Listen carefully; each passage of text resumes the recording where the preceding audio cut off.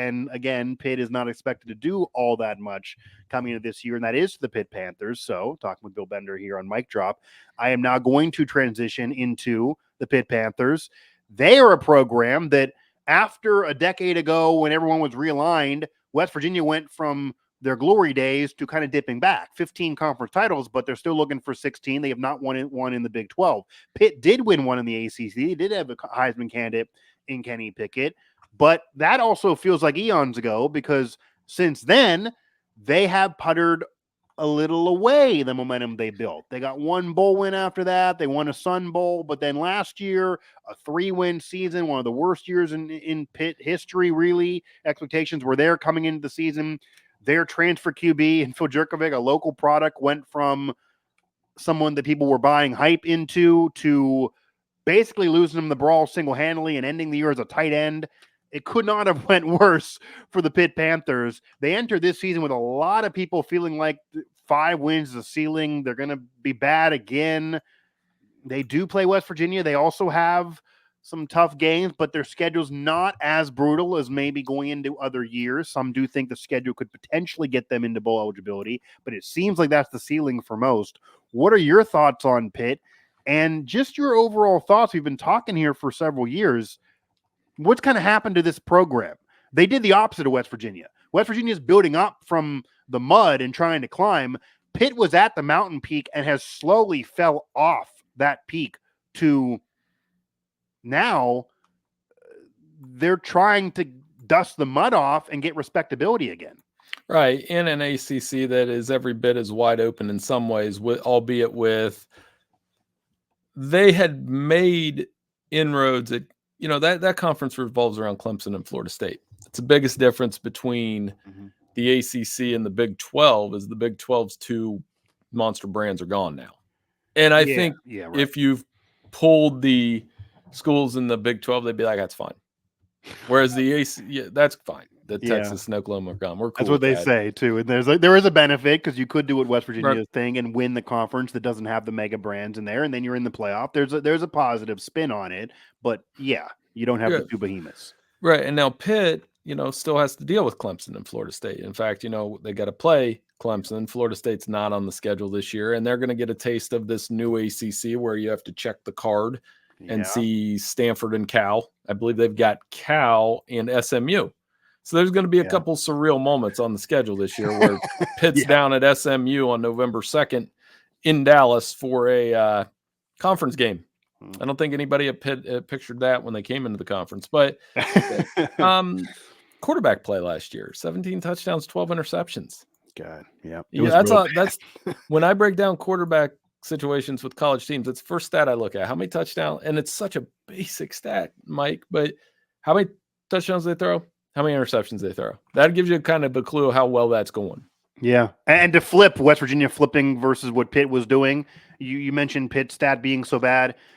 West Virginia, just on Garrett Green alone, 16 TDs, 4 picks. So that stat flipped back to the positive end, and then some for the Mountaineers, which is how they won 9 games.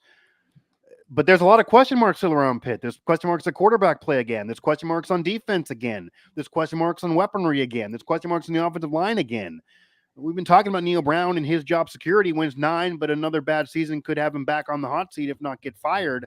How much longer does this go for Pat Narduzzi? Can he live off of the ACC crown when now it's not like they're going from an ACC title to they did win a bowl after that to 6 wins, at least get into a bowl game respectability, and then get back up to 7-8. To go from the ACC title, a bowl win, and then 2 years later, where you're not even in the conversation by Thanksgiving. Like, their season was over when turkey was on our plate.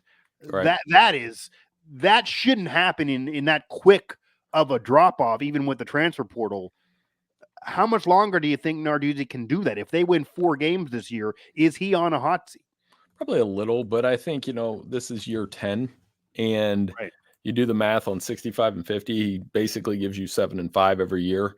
Last year could be looked at as a blip, 3 and 9, and the bottom did fall out. It fell off on the defensive side, and that's something we were just talking about where, 0 and 7 when allowing 24 points or more in an offensive game.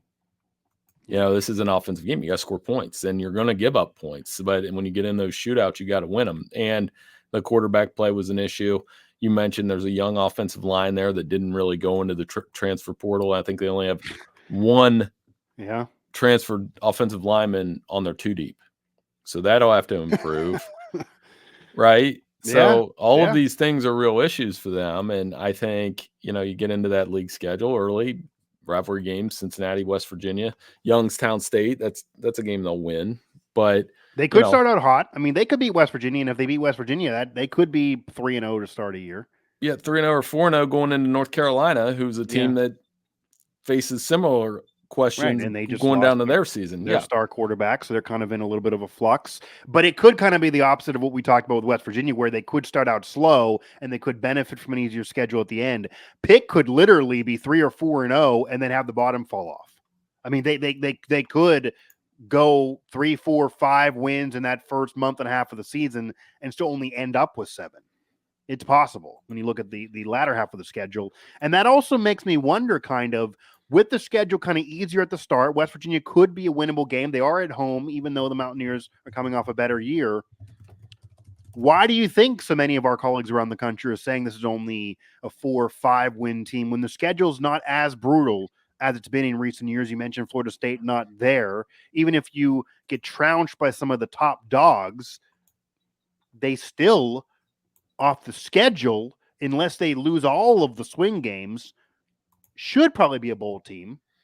Yeah, I put them in a bowl game. Holiday Bowl. I did see you had them there, yeah. Holiday Bowl, which is probably a little higher, but again, that we don't know how they shuffle these teams into these ACC bowls. So yeah, I think they'll get to a bowl game. I think they'll get to 6 or 7 wins, maybe 8 even with this schedule. Okay. And then you get into the second half of the season, though. It's SMU will not be. I know I made light of that game. That's not going to be an easy game. No. SMU could toss it around. Clemson, tough game at Pitt. Louisville, obviously, has taken some major steps. Yeah. So, to me, it's the defense again. It was kind of the same question I was talking about the secondary. I think for Pitt, they got to allow fewer points. Their secondary is has a little more experience in it. I know I mentioned last time I was on here, Rasheem Biles, Pickerington kid, where I'm at. He's doing well. He's one of those kids that can play. So I think they can continue to build off that and hopefully be a little bit better on that side of the ball. But you mentioned Narduzzi. I don't see him as a hot seat guy. I think he's been there. He's established. Okay. He's won an ACC championship, and they can live off that for a little bit longer.